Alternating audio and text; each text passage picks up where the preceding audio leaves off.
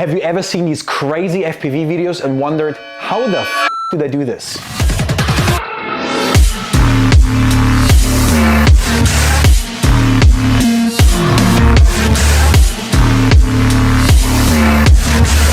Well, in this video I'm gonna give you 5 easy steps on how to get started with FPV now.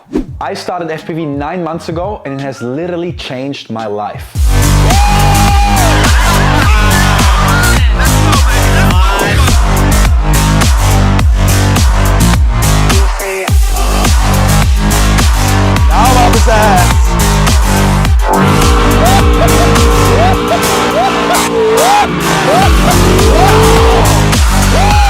FPV all day, every day. When I first saw this video by Johnny FPV back in 2018, I knew I wanted to get into FPV.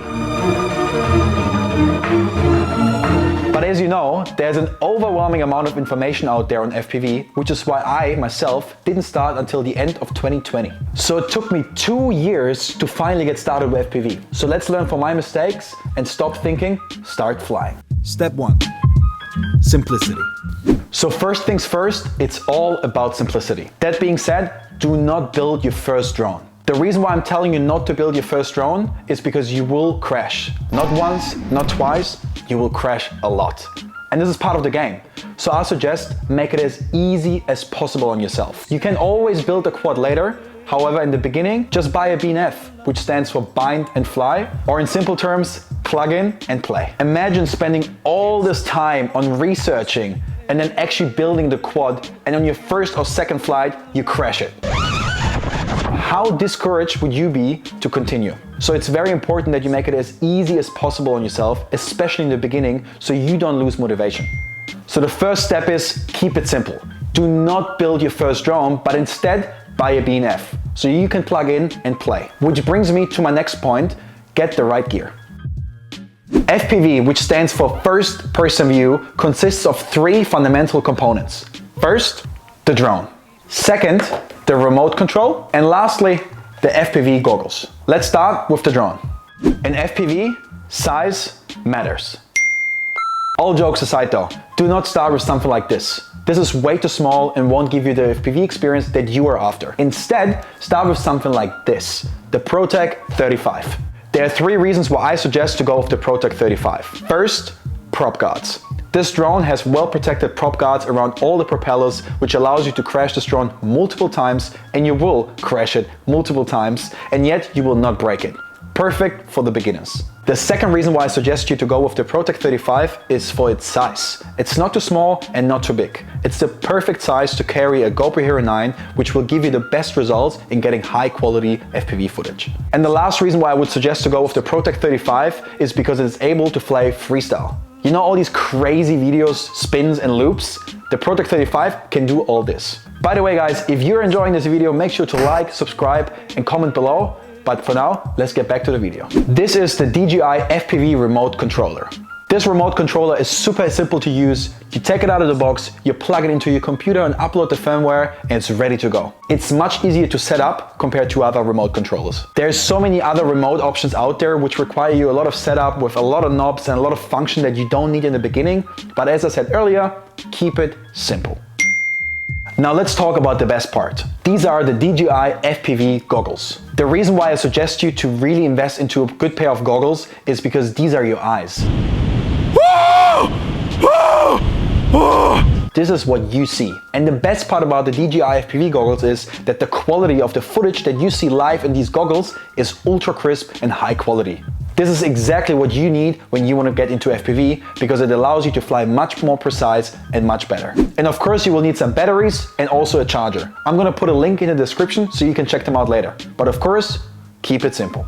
Step 3, the simulator. Now that you have all the gear ready and you're keen to get started, you need to learn the physics of flying FPV. The best way to learn the physics is getting started in an FPV simulator. I personally recommend you to go with VelociDrone or Liftoff. In the simulator, you will learn what it's like to actually fly the drone.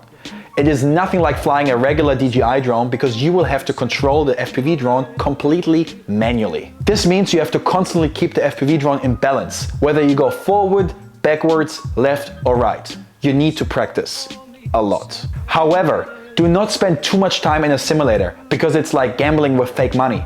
You will take risks that you will normally not take in the real world. This means practice the basics, but go out there as soon as possible. So you may be asking yourself, but Fabio, I just placed the order and I don't have the remote control. Well, say less. You can use a PS4 remote controller.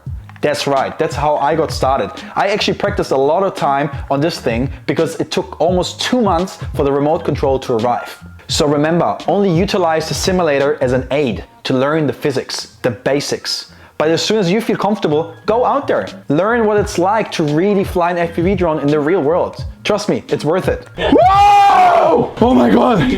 Yo! And also, keep practicing. Which brings me to my next point. Step 4, consistency. Like with everything in life, consistency is key. And the same goes for FPV. When you start out flying FPV, make FPV a weekly or daily routine. When I started out, I flew every single day. But you may not have the time, and that's cool, that's fine. You don't have to do it every day, but at least fly once a week. For example, every Saturday you go to the park and you take your FPV quad with you. Start flying, even if it's an hour or 2. Because the more you fly, the better you get. Remember, consistency is key. Step 5, seek the challenge. Now you know what gear to get, you've learned the physics of flying an FPV drone in a simulator, you've flown in the real world and are comfortable of flying, now it's time to seek the challenge. The reason why I'm telling you to seek the challenge is because you need to understand and really master this craft. When flying FPV, there are so many aspects to it. You need to learn how to do precise landing, taking off, doing turns, doing loops, all that kind of stuff. For example, this is the same thing that when you go to the gym. You don't just train your arms or your legs, you train your whole body. And this is very similar to flying FPV. You need to master every component of flying FPV.